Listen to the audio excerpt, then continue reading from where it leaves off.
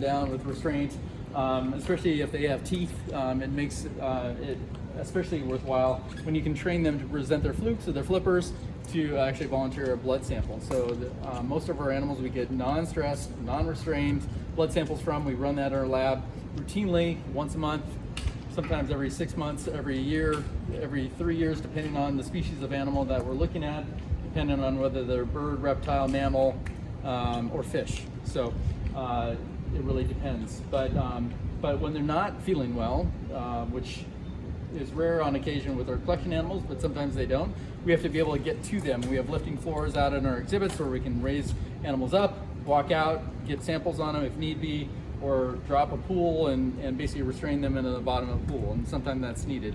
For animals that are coming in from the wild, obviously they're stranded for a reason, and the Pacific Ocean is a cold ocean compared to the Atlantic. So we see animals here where they have about a 50% chance of survival, just based on how malnourished they are. Their body condition is generally very compromised because of the cold ocean that the Pacific is. So most of these animals come in, they're malnourished, they're dehydrated, they're about 40 to 50% down in weight from where they should be. So we take great effort in rehydrating them and then starting them on a nutritional plan with formula and then getting them to eat fish. But they're here for about 4 to 6 weeks in order to get that weight back so that we can then release them back to the ocean. So we've got 3 veterinarians here. We've got a vet intern. We also cooperate with the UC Davis Zoo Medicine Residency Program. They rotate through SeaWorld to learn about aquatic animals. We've got a laboratory staff, vet technicians. It is a hospital as that is described, so we do a lot here in a small amount of space. But you guys have any questions at all? All right, well, thank you so much. We're going to keep walking on through. Okay, thank sounds you. good. Enjoy.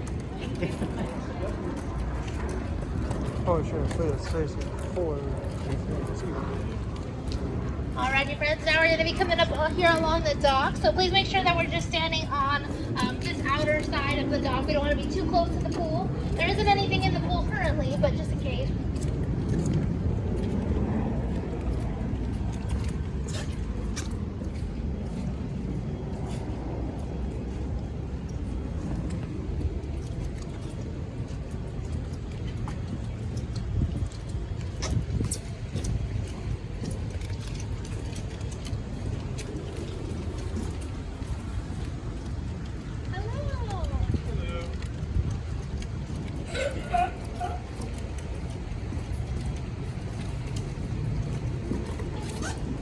Alrighty, friends, we're going to stop right here. We're going to kind of take a look at some of our sea lion pups that we've got back here. Are those the sea lion pups? I think so. Yes, we got a bunch of sea lion pups, and we also do have a Guadalupe Curcio right here. But everyone else is a sea lion pup. Rescued or born last year around March. That's when California sea lions tend to give birth, around that time frame. All of them around the same time. So if you find a sea lion pup, you'll know what month or around what month it was born. So these guys are all last year's pups.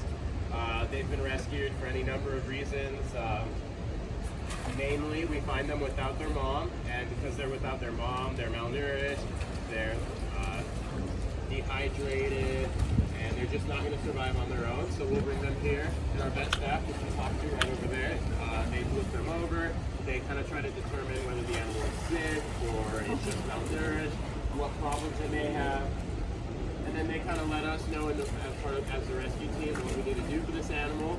Sometimes, a lot of the times with these sea lion pups, it's just we need to take care of them and feed them for a while until they get big and mature enough to understand that they need to eat their own fish or catch their own fish. Right now especially, we actually have quite a few sea lion pups.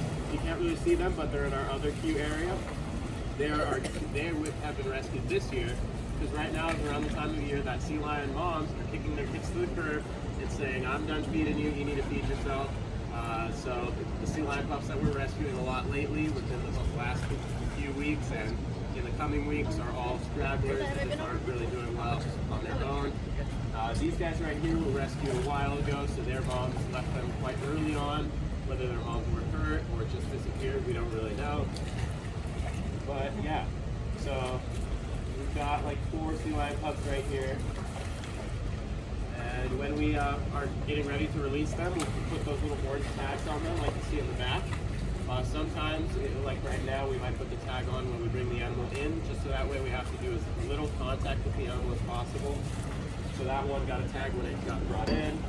And then when they're out there, they'll have those tags on. So if you see a sea lion with a little orange tag on it, that means it was rescued by not just SeaWorld, it could have been rescued by other marine mammal centers, but it means it's been rescued and returned back to the wild.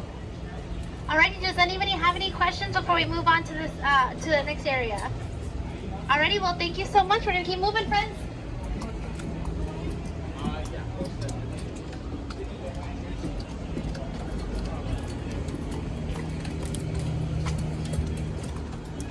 So on this side, you're gonna see that some of our cages are just a little bit higher. That's super important too, because obviously we want to limit as much contact with these animals as possible when they're in rehabilitation. We don't want them getting too used to spending time with us. We want them to be used to their environment in the wild. That way we can hopefully send them back out into that environment a little bit later on, and they're not too interested in coming back to see us.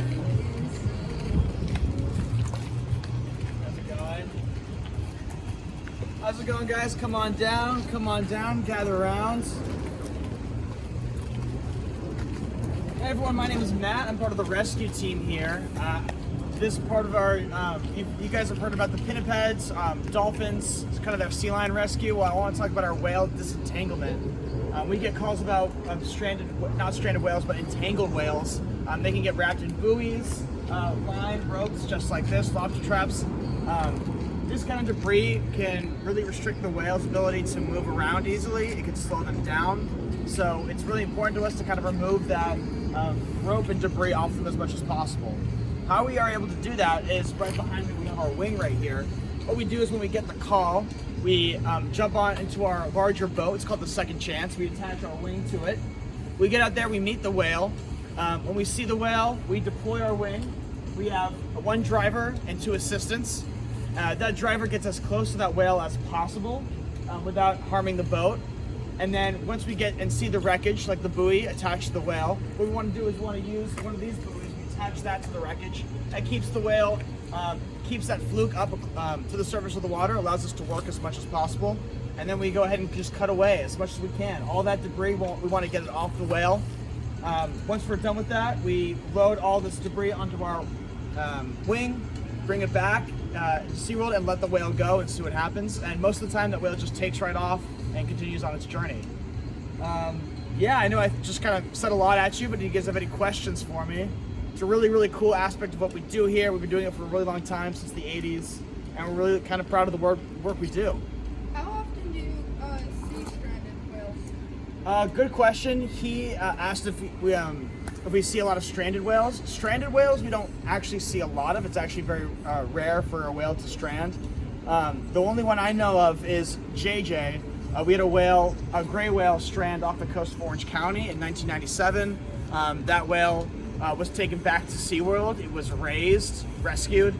We gave that whale a name, it was JJ, and she stayed with us for about a year. So that whale did strand. It was returned out to the wild. But in terms of actual strandings, no, it's actually pretty rare. In terms of whale entanglements, though, that does happen very often. Hi, friends. All right, we're gonna keep on moving, but if I can have everybody line up against this wall over here so that this car can pass by. Oh. Perfect. Thank you. All right, cool. Well, do you guys have any questions for me? Alrighty, well, we do gotta get moving, guys. Thank you so much. Yeah. Thank you. Yeah.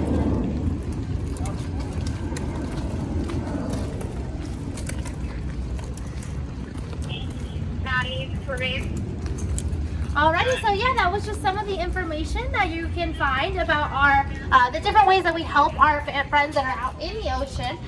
We also are huge on sustainability, so it's important as well that not only are we taking care of these animals, but we're also sustainably taking care of these animals.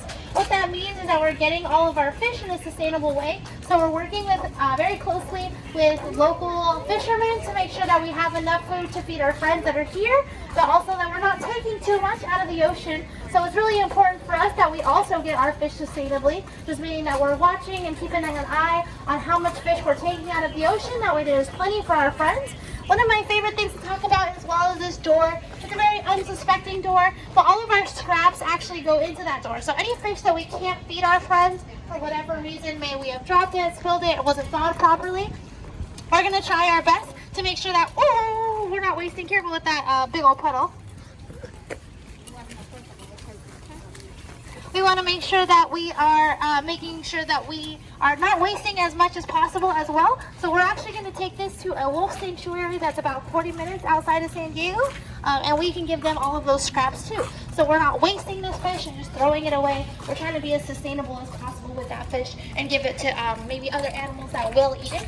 So all of our friends here are going to be eating not only sustainably caught fish, but also it's going to be it's going to be restaurant grade. We want to make sure that they have the best quality fish possible, so that way all of our friends get those nutrients so that they can actually be sent back out into the wild. We want to make sure that they're getting their vitamins and nutrients in the way that they need them. Does anybody have any other questions about how our rescue center works, or any last minute questions? No? Well, I hope you guys had a good time seeing our behind the scenes area of how our rescue center works. It takes a lot of people, a lot of patience, and a lot of teamwork to make sure that we can take care of not only the animals that we house here at SeaWorld, but the ones that we want to send back out into the ocean as well.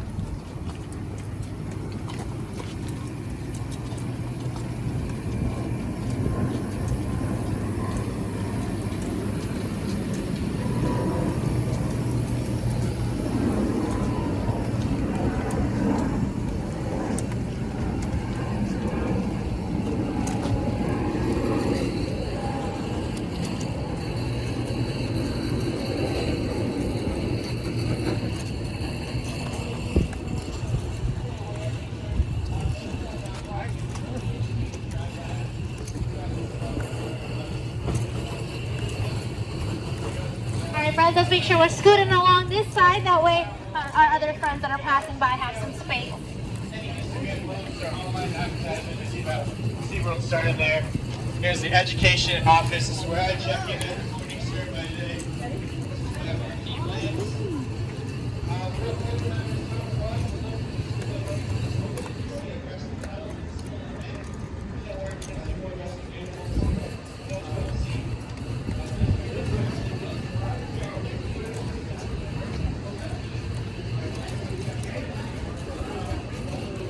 One sec, friends.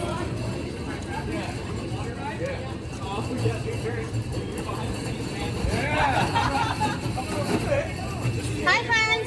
Hi, my friends that are over there. Are you on tours? I'm bringing them back down. Okay, thank you.